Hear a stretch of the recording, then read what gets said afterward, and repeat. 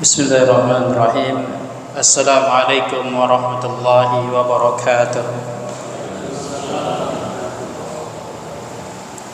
Innal hamdalillah nahmaduhu wa nasta'inuhu wa nastahdihi wa nastaghfiruh wa natubu ilaih. Wa na'udzu billahi min shururi anfusina wa sayyiati a'malina. Man yahdihillahu fala mudilla lahu wa man yudlilhu fala hadiya lahu. أشهد أن لا إله إلا الله وحده لا شريك له وأشهد أن محمدا عبده ورسوله الذي لا نبي ولا رسول بعده. قال الله تبارك وتعالى يا أيها الذين آمنوا اتقوا الله حق تقاته ولا تموتن إلا وأنتم مسلمون. يا أيها الناس اتقوا ربكم الذي خلقكم من نفس واحدة وخلق منها زوجها وبث منهما رجالا كثيرا ونساء واتقوا الله الذي تساءلون به والأرحام إن الله كان عليكم رقيبا.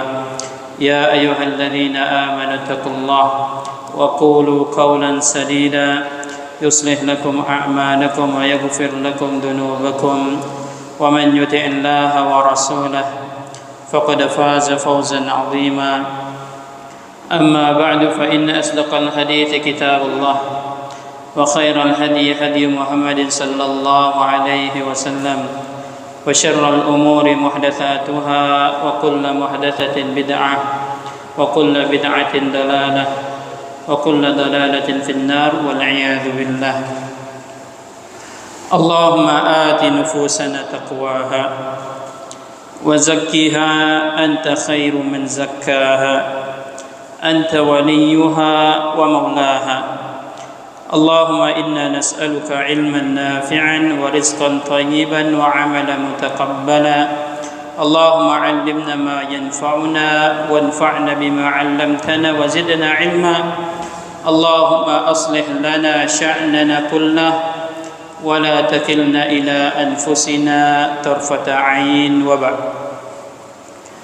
Kaum muslimin, jamaah bapak ibu yang dirahmati oleh Allah tabaraka wa taala. Alhamdulillah atas nikmat dan karunia dari Allah Subhanahu wa taala kita dapat berhadir di majelis ilmu ini di salah satu di antara rumah-rumah Allah tabaraka wa taala. Maka tatkala kita hadir di majelis ilmu, maka hadirkan di dalam diri kita bahwa kita ini sedang beribadah kepada Allah Subhanahu wa taala. Jadi jangan kita beranggapan bahwa hanya ibadah-ibadah mahdhah saja yang dikatakan sebagai ibadah. Memang benar, salat ibadah, sedekah ibadah, baca Al-Quran juga ibadah. Namun perlu kita ingat sebagaimana yang dikatakan oleh Ibnu Taimiyah rahimahullahu taala, ia berkata ibadah adalah sebuah nama yang menghimpun segala sesuatu yang dicintai oleh Allah dan diridhoinya, baik berupa perkataan dan perbuatan yang zahir maupun yang batin. Dari definisi ini kita ketahui bahwa menuntut ilmu adalah sesuatu yang dicintai dan diridhoi oleh Allah Subhanahu wa taala. Maka hadirnya kita di majelis ilmu ini adalah ibadah. Dan orang-orang yang menuntut ilmu ini merupakan tanda Allah Subhanahu wa taala inginkan kebaikan untuk kita. Sebagaimana Nabi sallallahu alaihi wasallam mengatakan, "Man yuridillahu bihi khairan yufaqihu fid din." Siapa yang Allah inginkan kebaikan baginya, maka Allah pahamkan hambanya tersebut pada perkara agamanya. Maka ini merupakan suatu nikmat yang besar dari Allah Subhanahu wa taala kepada kita semua. Makanya disebutkan bahwa Nabi sallallahu alaihi wasallam bersabda, man salaka tariqan yaltamisu fihi ilman sahalallahu lahu bihi tariqan ilal jannah. Siapa yang menempuh suatu jalan dalam rangka menuntut ilmu, maka Allah mudahkan baginya jalan menuju surga. Maka dengan menuntut ilmu inilah semoga Allah Subhanahu wa taala memudahkan kita menuju surganya. Allahumma amin. Kaum muslimin dan muslimat, para hadirin yang dirahmati oleh Allah tabaraka wa taala, kembali kita mengkaji sebuah kitab yang berkaitan dengan tazkiyatun nufus. Makna daripada tazkiyatun nufus adalah pensucian jiwa. Sebagaimana pada pertemuan yang lalu telah kita sebutkan akan pentingnya tazkiyatun nufus, pensucian jiwa. Di dalam surah Asy-Syams, Allah Subhanahu wa taala bersumpah dengan sejumlah nama makhluknya yang agung. Kemudian setelah itu Allah Subhanahu wa taala sampaikan bahwa di dalam jiwa manusia Allah Subhanahu wa taala telah berikan petunjuk kebaikan dan keburukan. Kemudian kata Allah Subhanahu wa taala, qad aflaha man zakkaha. Sungguh beruntung orang-orang yang mensucikan jiwanya. Wa qad khaba man dassaha. Dan sungguh merugi orang-orang yang mengotori jiwanya. Dan tentunya kita pastinya kalau ditanya ingin menjadi orang yang beruntung ataukah ingin menjadi orang yang merugi, pasti jawaban kita ingin menjadi orang yang beruntung. Maka kalau kita ingin menjadi orang-orang yang beruntung, maka hendaknya kita perhatikan jiwa kita. Maka hendaknya kita sucikan jiwa kita. Maka ini suatu perkara yang penting dalam hal tazkiyatun nufus.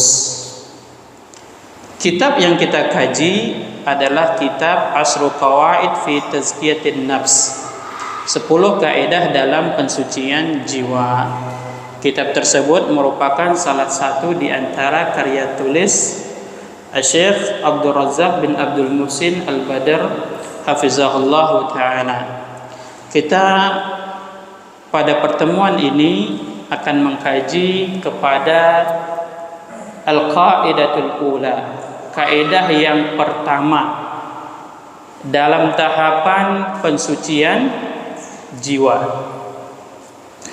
Beliau mengatakan, At-tauhidu aslu ma tazku bihin nufus. Tauhid adalah kunci pokok dalam pensucian jiwa. Jadi ma'asyiral muslimin, kalau kita ingin mensucikan dan membersihkan jiwa kita, maka harus didasari dengan tauhid. Jadi kalau ada yang menyampaikan metode-metode pensucian jiwa namun tidak didasari dengan tauhid, maka metode itu adalah metode yang keliru. Maka metode itu adalah metode yang salah. Karena metode yang paling tepat dan utama yang mendasari dalam tazkiyatun nufus adalah mengutamakan tauhid. Kenapa tauhid menjadi kunci pokok dalam pensucian jiwa? Inna tauhida huwal ghayah allati min ajliha khalaqanallahu azza wa jalla wa awjadana. Sesungguhnya tauhid adalah tujuan yang karenanya Allah Subhanahu wa taala ciptakan dan mengadakan kita. Jadi Allah Subhanahu wa taala hadirkan kita di permukaan bumi ini. Allah ciptakan kita itu karena tujuannya tauhid.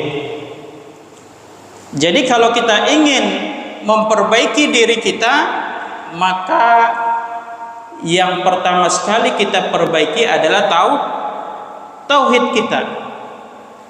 Karena tauhid inilah tujuan daripada Allah Subhanahu wa taala menciptakan kita.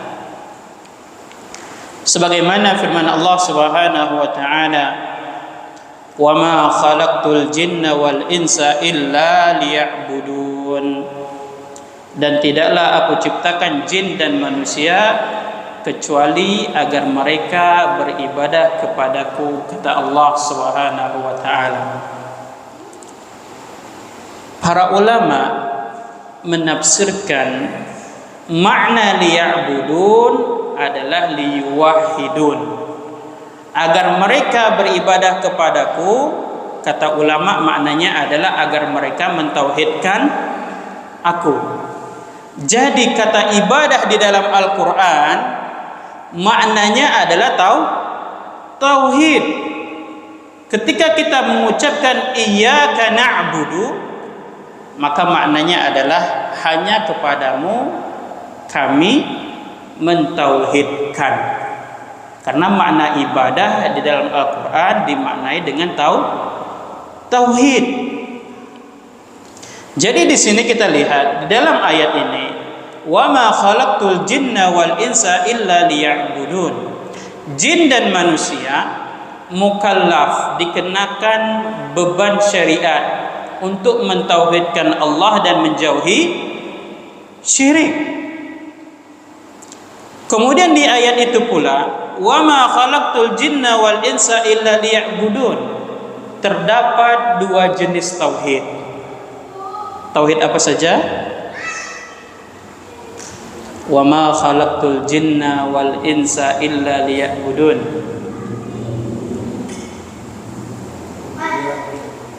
Tauhid. Nah, barakallahu fiik. Nah, di dalam ayat wa ma khalaqtul jinna wal insa illa liya'budun terdapat dua jenis tauhid, yaitu tauhid rububiyah dan tauhid uluhiyah. Nah, di sini perlu kita pahami, tauhid rububiyah berkaitan dengan perbuatan Allah Subhanahu wa taala. Tauhid uluhiyah berkaitan dengan perbuatan hamba, agar hamba menyerahkan seluruh ibadahnya hanya untuk Allah tabaraka wa taala. Jadi di ayat tersebut Allah Subhanahu wa taala memberitahukan kita bahwa Allah Subhanahu wa taala yang telah menciptakan kita, maka layaknya kita sebagai ciptaannya hanya untuk beribadah kepada Allah Subhanahu wa taala semata. Jadi di sini terkadang ada sebuah persoalan. Kita hidup di dunia ini bukan hanya saja aktivitas hari-hari kita untuk ibadah. Tentunya di dalam waktu kita ada berkegiatan untuk duniawi. Kita bekerja mencari nafkah. Di sela-sela aktivitas kita, sebagian waktu kita untuk sholat, sebagian waktu kita untuk baca Quran, sebagian waktu kita untuk zikir, sebagian waktu kita untuk aktivitas ibadah yang lainnya, dan sebagian waktu kita untuk aktivitas duniawi kita. Maka bagaimana mengamalkan firman Allah Subhanahu wa taala, wa ma khalaqtul jinna wal insa illa liya'budun? Maka ingat, Ibadah secara bahasa maknanya adalah rasa hina disertai dengan ketundukan. Ini makna ibadah secara bahasa. Dan adapun makna ibadah secara syariat sebagaimana yang dikatakan oleh Ibnu Taimiyah rahimahullahu taala, al-ibadatu ismun jami'un likulli ma yuhibbuhu Allah wa yardah minal aqwali wal a'mali adh-dhahirah wal batinah. Ibadah adalah suatu nama yang menghimpun setiap apa yang dicintai dan diridhoi oleh Allah, baik berupa perkataan maupun perbuatan yang zahir maupun yang batin. Dari perkataan Ibnu Taimiyah yang mendefinisikan makna ibadah secara syariat, kita ketahui bahwa hakikatnya manusia dalam setiap kondisinya itu adalah ibadah. Kalau sekiranya seseorang meniatkan aktivitas duniawinya untuk menguatkan dia di dalam beribadah kepada Allah Subhanahu wa taala.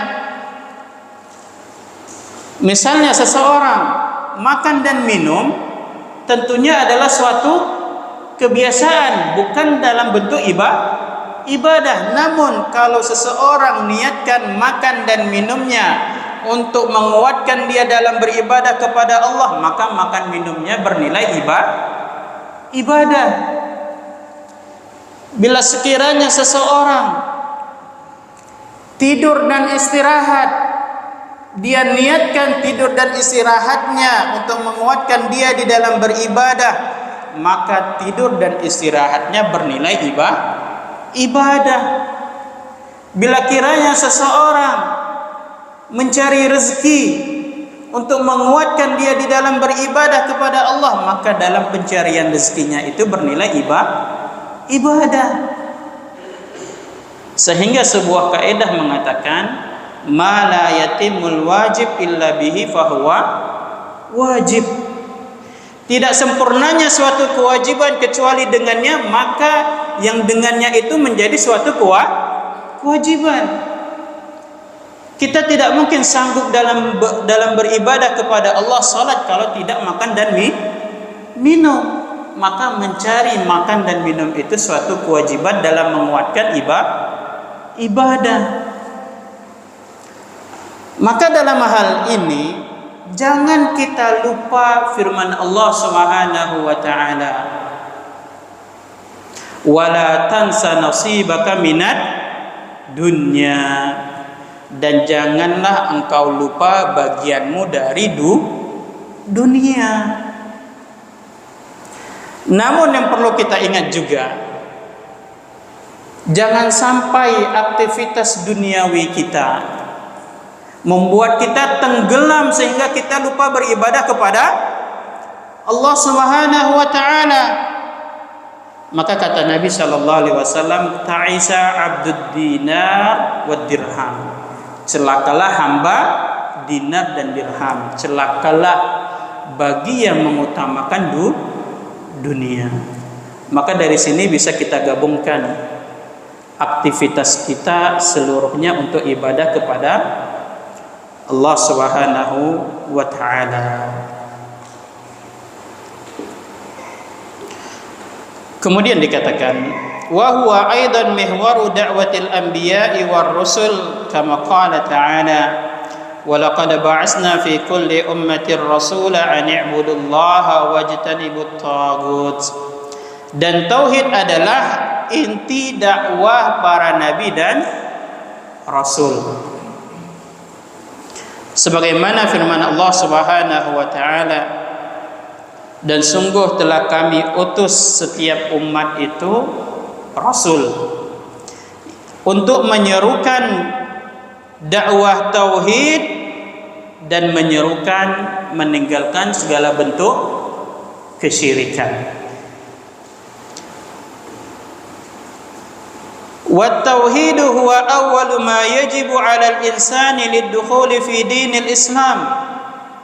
Dan tauhid adalah perkara yang wajib atas setiap manusia yang pertama sekali jika ingin masuk Islam. Jadi kalau kita ingin masuk Islam, maka yang pertama sekali adalah tauhid, yaitu meninggalkan setiap peribadatan selain Allah Subhanahu wa taala. Wa kadzalika huwa awwalu ma yajibu 'ala ad-da'iyati ila Allah 'azza wa jalla an yu'allimahu lin-nas. Dan begitu pula bahwa yang pertama sekali yang menjadi suatu kewajiban bagi setiap dai kepada Allah untuk mengajarkan kepada manusia yaitu dakwah tauhid. Maka ini perlu kita ketahui. Bagi kita setiap ustaz, bagi kita setiap muballigh, bagi kita setiap ulama, maka yang pertama sekali kita ajarkan kepada kaum muslimin adalah tauhid.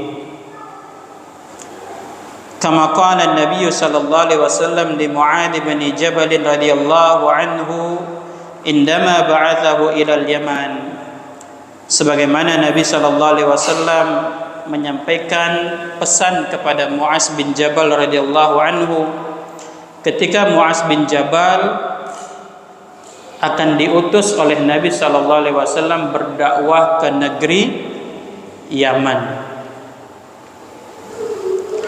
Innaka taqdamu ala qaumin min ahlil kitab. Kata Nabi sallallahu alaihi wasallam kepada Mu'adz bin Jabal, wahai Mu'adz, sesungguhnya engkau akan mendatangi sebuah kaum dari kalangan ahlul kitab. Ahlul itu artinya pemilik, Alkitab artinya Alkitab, berarti pemilik kitab. Maksudnya adalah kalangan yang diturunkan kepada mereka kitab, yaitu orang-orang Yahudi dan Nasrani. Orang Yahudi diturunkan kepada mereka kitab Taurat, orang Nasrani diturunkan kepada mereka kitab Injil. Jadi di sini Nabi sallallahu alaihi wasallam hendak memberitahu kepada Mu'adz bin Jabal, wahai Mu'adz, orang yang engkau dakwahi itu adalah orang-orang yang berilmu. Jadi makna tersiratnya, sebelum engkau mendatangi ahlul kitab, engkau juga harus berilmu. Jadi di sini Nabi SAW mengajarkan kepada Mu'adz bin Jabal dan kita semua, kalau kita hendak berdakwah, maka yang pertama sekali kita harus berilmu. Yang kedua, kita harus mengetahui siapa objek dakwah kita. Makanya sebagian para dai harus mengetahui, kalau kita hendak berdakwah ke sebuah kaum, yang pertama sekali kita harus tahu objek dakwah tersebut sebelum kita berangkat. Bagaimana keadaan di sana?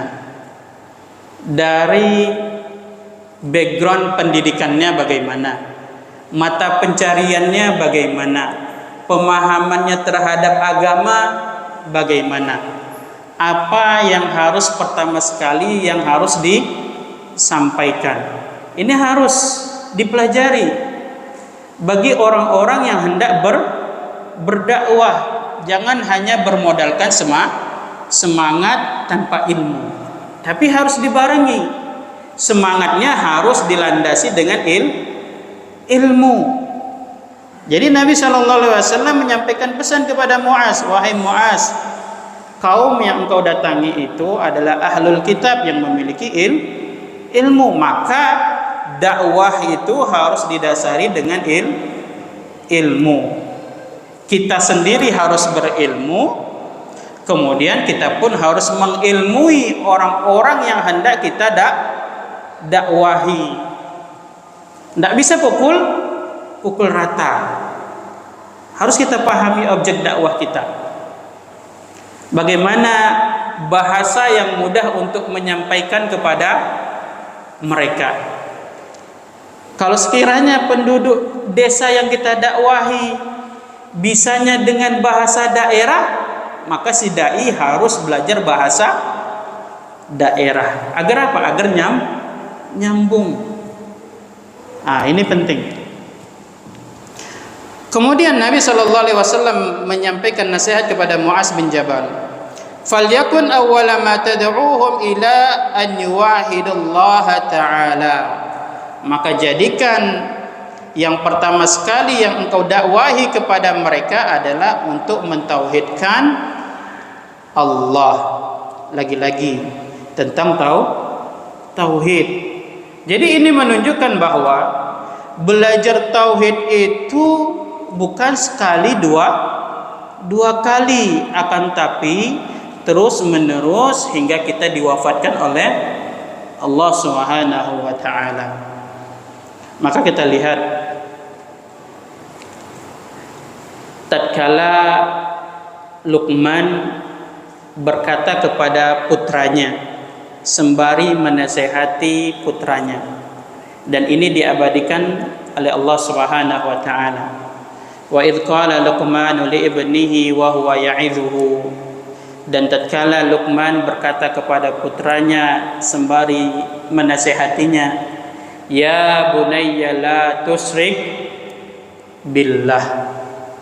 Wahai putraku, wahai anak kesayanganku, janganlah engkau menyekutukan Allah. Maka ini perlu kita ajarkan tauhid kepada anak-anak kita. Maka ini menunjukkan perlunya kita mengajarkan tauhid kepada istri dan istri-istri kita. Perlu. Kenapa? Karena Allah Subhanahu wa taala mengatakan,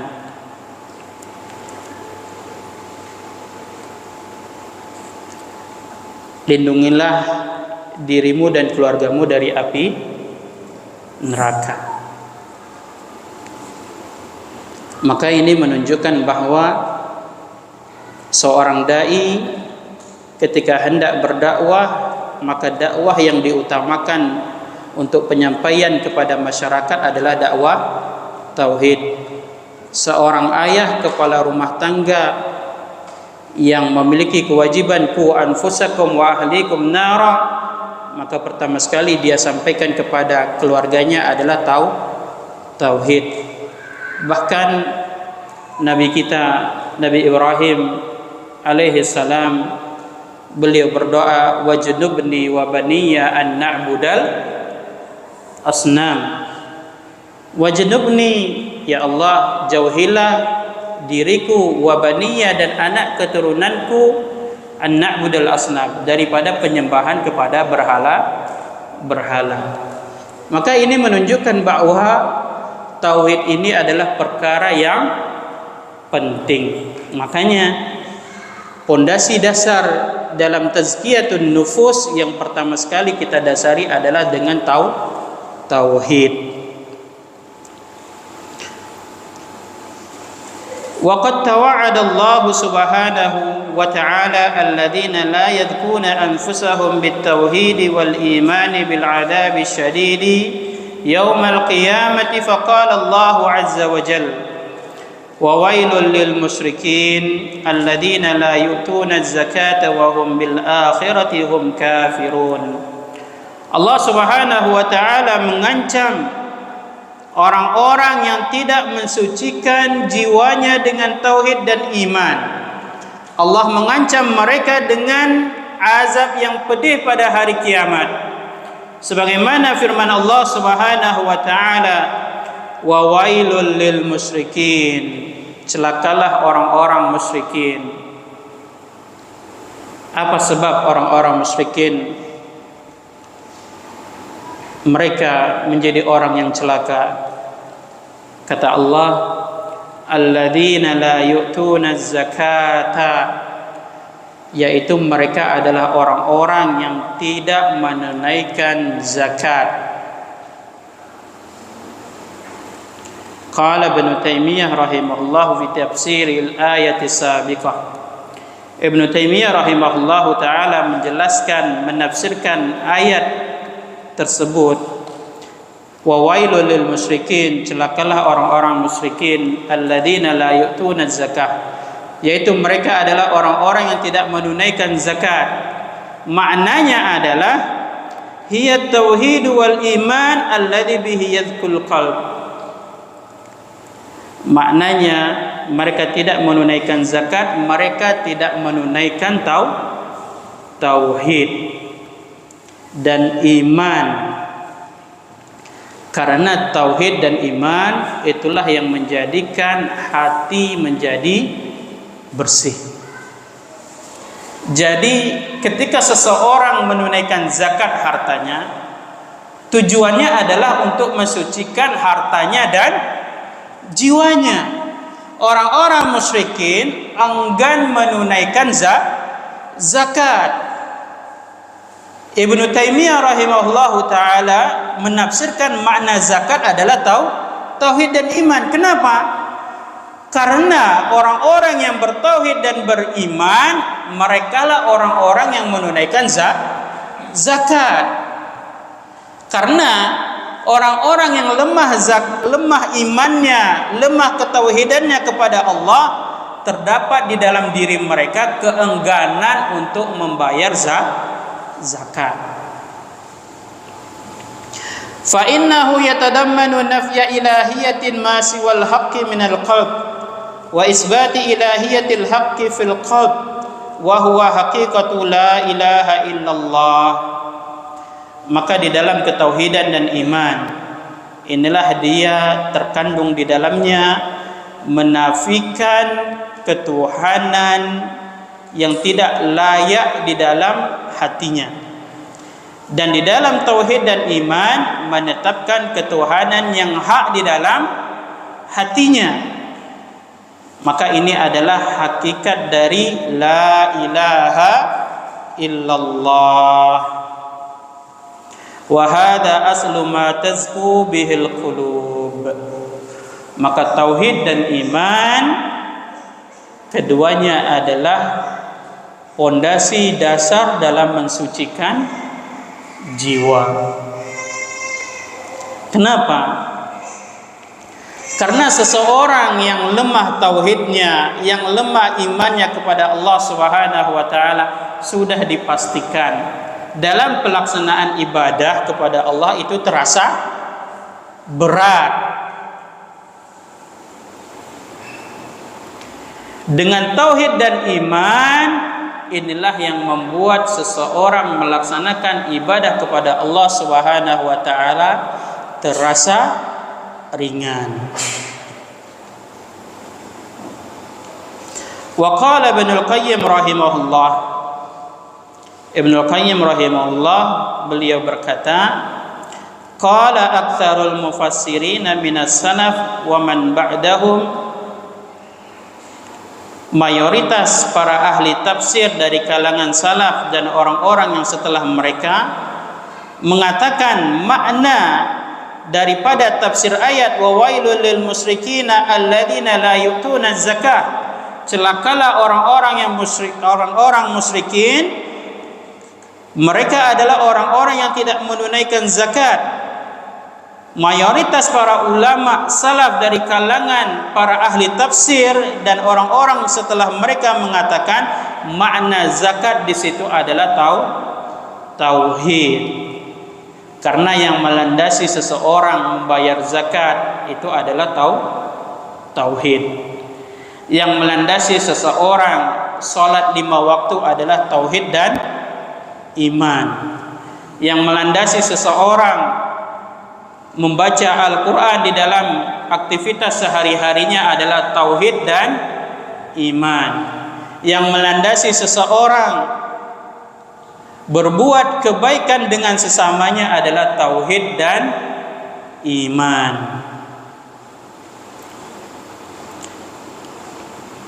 Maka di sini kita dapati bahwa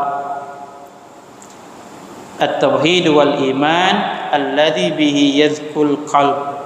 Maka tauhid dan iman inilah yang dapat mensucikan jiwa. Wa huwa aslu kulli zakatin wa nama. Dan tauhid dan iman inilah pondasi dasar yang membuat seseorang semakin meningkat dan bertambah kebaikannya di atas ketaatan kepada Allah Subhanahu wa taala. Sebagaimana yang kita sampaikan pada pertemuan yang lalu bahwa tazkiyatun nufus, yaitu seseorang semakin meningkat kualitas ibadahnya dan taatnya kepada Allah Subhanahu wa taala. Maka pondasi dasarnya adalah tauhid dan iman kepada Allah Subhanahu wa taala. Maka setiap kita kaum muslimin dan muslimat, jangan pernah merasa puas dengan capaian ibadah yang telah kita lakukan, akan tetapi terus ditingkatkan.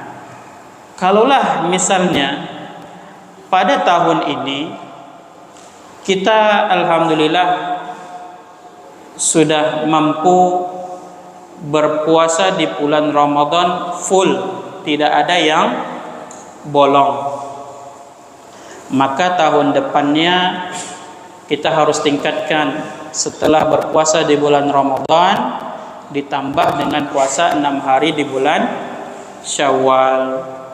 Kemudian pada tahun berikutnya kita tambah, setelah berpuasa di bulan Ramadan 6 hari di bulan Syawal, kita tambah dengan puasa Senin Kamis. Ketika kita sudah mampu dengan berpuasa Senin Kamis, kita tambah dengan puasa Daud. Misalnya hari ini kita hafal surah An-Nas, maka pada esok hari kita berupaya untuk menambah hafalan kita hafalkan surah Al-Falaq. Kemudian di hari berikutnya kita tambah dengan menghafal surah Al-Ikhlas. Kalaulah misalnya di dalam sholat 5 waktu, alhamdulillah sholat 5 waktu subuh, zuhur, asar, maghrib, isya dapat kita laksanakan. Kemudian kita lihat kemampuan diri kita, oh besoknya saya harus tingkatkan sholat rawatib yang mengiringi sholat fardu, ini harus bisa dilaksanakan. Kemudian kita tingkatkan lagi dengan sholat duha misalnya, kemudian kita tingkatkan lagi dengan sholat malam misalnya. Jadi ini adalah inti tazkiyatun nufus, dan semuanya ini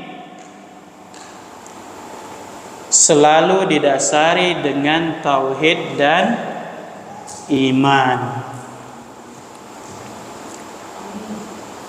Wa kama anna at-tauhid huwa aslu ma tasku bihi an-nufus wa tadhhur, fa inna syirka huwa ashaddu ma yudannisu an-nufus wa yaftiku biha, bal huwa muhbitun li jami'il a'mal.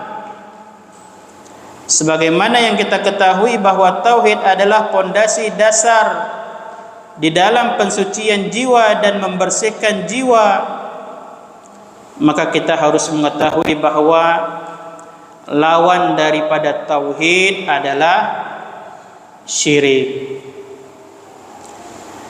Kalau tauhid untuk membersihkan jiwa, maka syirik inilah yang mengotori jiwa. Dan tauhid inilah yang membuat jiwa seseorang menjadi rusak. Bahkan syirik inilah yang menjadikan seluruh amalan menjadi hangus. Sebagaimana Allah Subhanahu wa taala berfirman, "Wa laqad uhiya ilaika wa ilal ladzina min qablik la in asyrakta la yahbatanna 'amaluk wa la takunanna minal musyrikin." Wa laqad uhiya ilaika, dan sungguh telah kami wahyukan kepadamu wahai Muhammad, wa ilal ladzina min qablika, dan kami wahyukan kepada nabi-nabi sebelummu wahai Muhammad, la in asyrakta la yahbatanna 'amaluk, kalau engkau berbuat kesyirikan maka sungguh amal-amalmu akan terhapus, wala takunanna minal khasirin, dan sungguh kamu akan menjadi termasuk orang-orang yang merugi. Maka ini perlu kita perhatikan di dalam setiap aktivitas amalan kita. Jangan sampai ibadah kita tercampur dengan noda-noda kesyirikan. Karena syirik inilah yang mengotori jiwa kita, karena syirik inilah yang merusak jiwa kita, bahkan kesyirikan ini pula lah yang menyebabkan amal ibadah kita menjadi sia-sia, amal ibadah kita terhapus. Maka ini perlu kita perhatikan di dalam aktivitas keseharian kita di dalam beribadah kepada Allah Subhanahu wa taala. Maka hendaknya setiap kita mentauhidkan Allah Subhanahu wa taala dan menjauhi dan meninggalkan setiap bentuk kesyirikan. Subhanakallahumma wa bihamdika asyhadu an la ilaha illa anta astaghfiruka wa atubu ilaik. Kita lanjutkan ba'da salat Isya. Wassalamualaikum warahmatullahi wabarakatuh.